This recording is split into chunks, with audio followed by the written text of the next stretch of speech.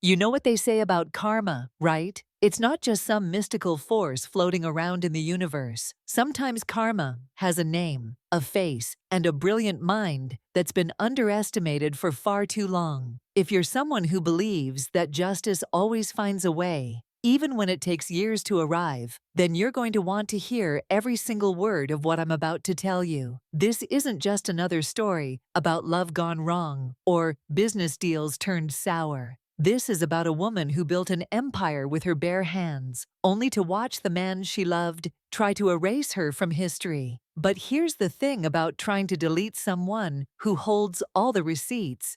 It never ends the way you think it will. So if you love stories where the underdog doesn't just win, but completely rewrites the rules of the game, then smash that like button right now, hit subscribe, and ring that notification bell, because the stories I bring you aren't the ones you'll hear anywhere else. These are the tales that happen behind closed doors, in boardrooms where handshake deals destroy lives, and in hearts that refuse to stay broken. Trust me, by the end of this story, you'll understand why some betrayals are actually blessings in disguise, and why you should never, ever underestimate a woman who's been counting her cards while you thought she was just counting her tears. Let me take you back to where it all began, because every empire has an origin story, and this one started in the most unlikely place you could imagine. Picture a cramped co-working space in downtown Atlanta, the kind where the coffee machine barely works and the Wi-Fi cuts out every 20 minutes. That's where I first met Nia Washington. Though back then, nobody knew her name would one day be whispered in the same breath as tech royalty. Nia wasn't your typical startup dreamer. While everyone else was pitching half-baked ideas about social media apps, she walked into that accelerator program with algorithms that could predict market trends 3 months before they happened. I'm talking about mathematical genius wrapped in quiet confidence, the kind of brilliance that doesn't need to announce itself because the numbers do all the talking. And then there was Dante Morrison, charismatic, ambitious, and blessed with the kind of natural salesmanship that could make investors reach for their checkbooks before he finished his first sentence. But here's what nobody talks about in those glossy magazine profiles. Dante's ideas were good, but Nia's execution made them legendary. They met during a late-night coding session when most people had gone home to their comfortable beds. Dante was stuck on a problem that had been eating at him for weeks, and Nia solved it in 47 minutes. Not because she was showing off, but because she saw a solution where others saw impossibility. That moment, that spark of recognition between two minds that complemented each other perfectly, that's where our story really begins. What happened next was the stuff of startup fairy tales. Except fairy tales don't usually involve surviving on ramen noodles for 6 months straight. They worked 18-hour days in Nia's tiny apartment, her living room transformed into mission control for what would become their first breakthrough. While Dante handled the pitch meetings and investor calls, Nia was building the backbone of everything that would make them rich. Their first app launched on a Tuesday in March, and by Friday, they had 500,000 downloads. By the end of the month, venture capitalists were lining up outside their makeshift office. But success, real success, the kind that turns you into a billionaire, that doesn't happen overnight. It happens through years of Nia's strategic brilliance and Dante's ability to sell her vision to the world. The beautiful thing about their partnership, at least in the beginning, was how perfectly they balanced each other. Nia would create these incredible innovations that could revolutionize entire industries, and Dante would figure out how to make the world fall in love with them. She was the genius behind the curtain, and he was the face that launched 1,000 business deals. They built not just one company, but an entire ecosystem of interconnected businesses. Each success led to another opportunity, another chance to prove that their partnership was unstoppable. By the time they reached billionaire status, they weren't just business partners anymore. They were everything to each other, or at least that's what Nia believed. But empires built on love require both people to keep loving equally. And that's where our story takes its first devastating turn. Success has a way of changing people, but what I witnessed happen to Dante Morrison was like watching someone slowly forget who they used to be. The man who once spent sleepless nights coding alongside Nia suddenly discovered the intoxicating world of executive galas, private jets, and social circles where your net worth determines your worth as a human being. It started subtly, the way poison always does. Dante began attending events where Nia wasn't invited, not because she couldn't be, but because these were old money gatherings where new money was barely tolerated, and new money with brown skin was practically invisible. He'd come home from these gatherings talking about networking opportunities and strategic relationships, but what he was really talking about was acceptance into a world that had never wanted people like Nia. The first crack in their foundation came during a board meeting when Dante introduced their latest innovation without mentioning Nia's name once. When she confronted him privately, he brushed it off as an oversight, a moment of excitement that made him forget to share credit. But Nia had built her career on reading patterns, and this pattern was becoming impossible to ignore. Then Victoria Ashworth entered their lives like a perfectly calculated missile, designed to destroy everything Nia held dear. Victoria wasn't just wealthy, she was generational wealth, the kind that comes with family names on university buildings and charitable foundations. She had that effortless elegance that money can't buy because you have to be born into it, and she wielded it like a weapon, specifically designed to make successful people feel like they still weren't successful enough. The affair started at a charity auction, where Victoria made sure to bid against Dante on the same piece of art, creating just enough competitive tension to spark conversation.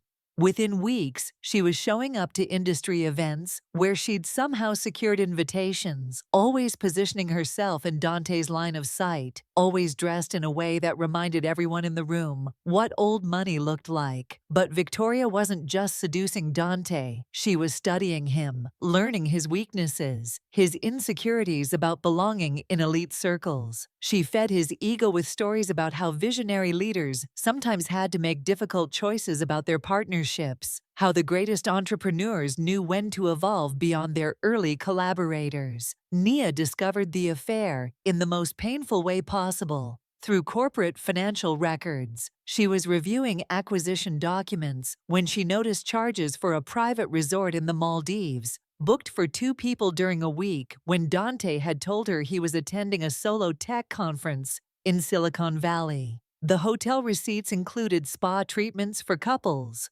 wine tastings, and romantic dinners that cost more than most people's monthly salary. The confrontation happened in their shared office at midnight, both of them exhausted from another 18-hour day.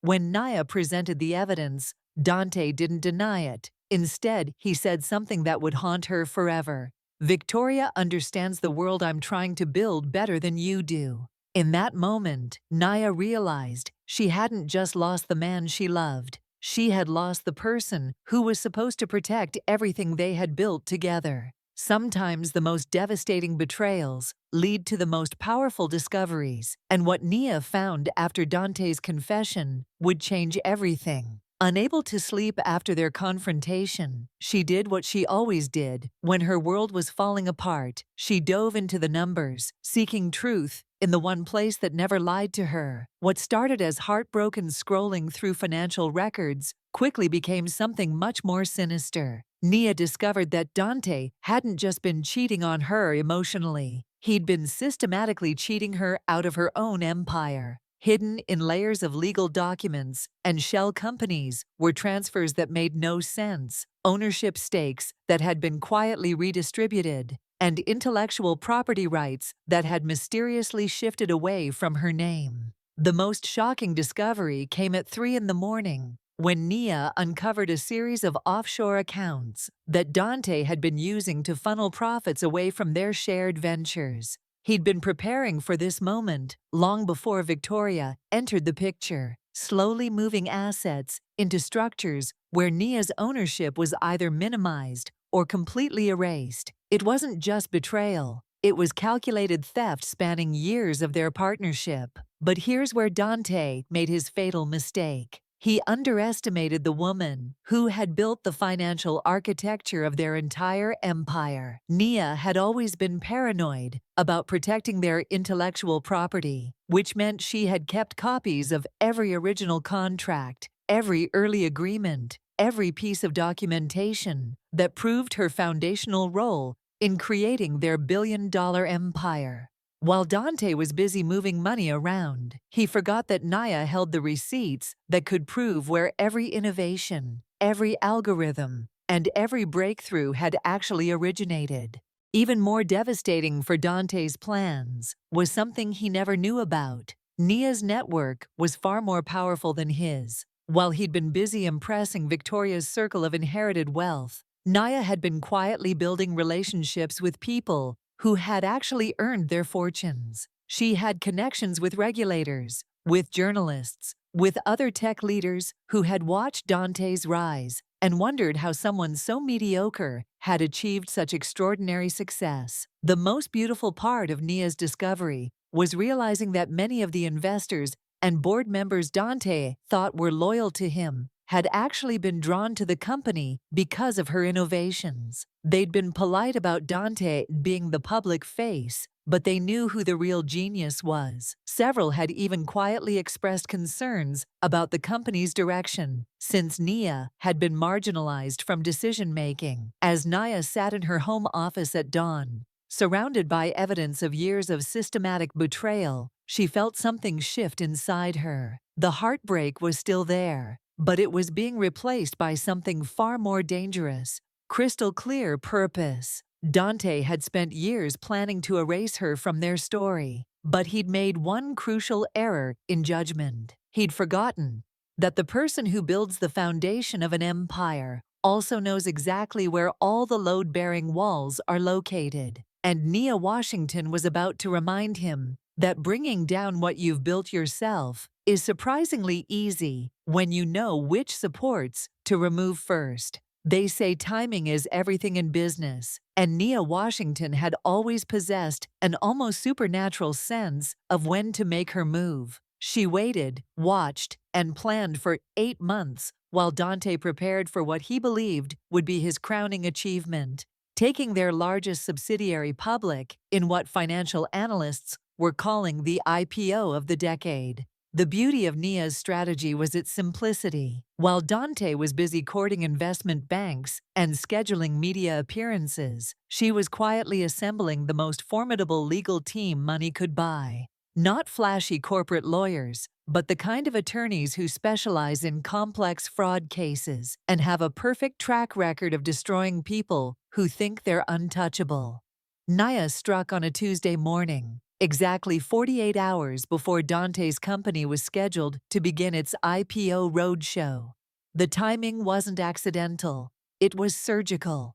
She filed simultaneous lawsuits in 3 different jurisdictions, each one meticulously documented with evidence that proved her ownership stakes had been illegally transferred, and that the intellectual property driving their most valuable innovations belonged entirely to her. But the lawsuits were just the opening move. Nia had learned something important from watching Dante's rise to fame. Public perception matters more than legal technicalities in the court of public opinion. While Dante was fielding panicked calls from his lawyers, major news outlets were receiving detailed packages that told the real story of their empire's creation, complete with early photographs of Nia coding in her apartment and documented proof of every algorithm she'd created. The media explosion was immediate and devastating. Within 6 hours, the narrative that had made Dante a business celebrity was completely rewritten. Journalists who had once praised his visionary leadership were now asking uncomfortable questions about how a man with no technical background had somehow created revolutionary algorithms. Social media amplified every revelation, turning Dante from a celebrated entrepreneur into a symbol of everything wrong with Silicon Valley's treatment of Black women. The IPO collapsed before lunch. Investment banks pulled out faster than Dante could schedule emergency meetings. Board members who had been loyal for years suddenly discovered they had urgent prior commitments whenever he tried to reach them. Victoria, who had been planning an engagement announcement for that same week, was nowhere to be found when reporters started camping outside Dante's penthouse. But Naya wasn't finished. While Dante scrambled to control the narrative, she was already 3 steps ahead, implementing a carefully orchestrated plan to reclaim operational control of every company they'd built together.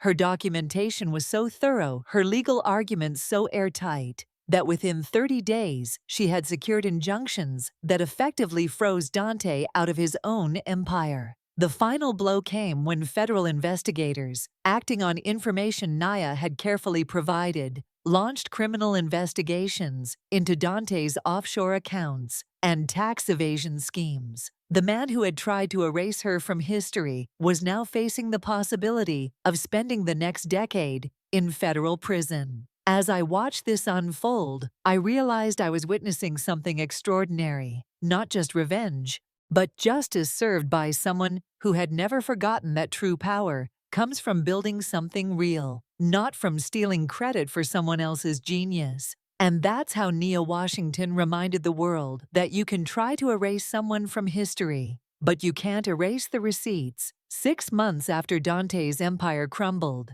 Nia had not only reclaimed every company they'd built together, but she'd grown them beyond anything they'd achieved when he was involved. Turns out, when you remove the dead weight of someone who is stealing credit for your work, innovation tends to accelerate pretty quickly. Today, Nia runs a multi-billion-dollar technology conglomerate where every employee knows exactly who created what, where credit is given, where credit is due, and where brilliant minds are celebrated regardless of their background. She's become the face of her own companies, gracing magazine covers not as someone's former partner, but as one of the most influential tech leaders of our generation. As for Dante Morrison, well, karma has a way of ensuring that people get exactly what they deserve. Last I heard, he was working at a mid-level consulting firm, helping other people's companies solve problems he never learned how to solve himself. Victoria Ashworth moved on to her next target about 3 seconds after his bank accounts were frozen.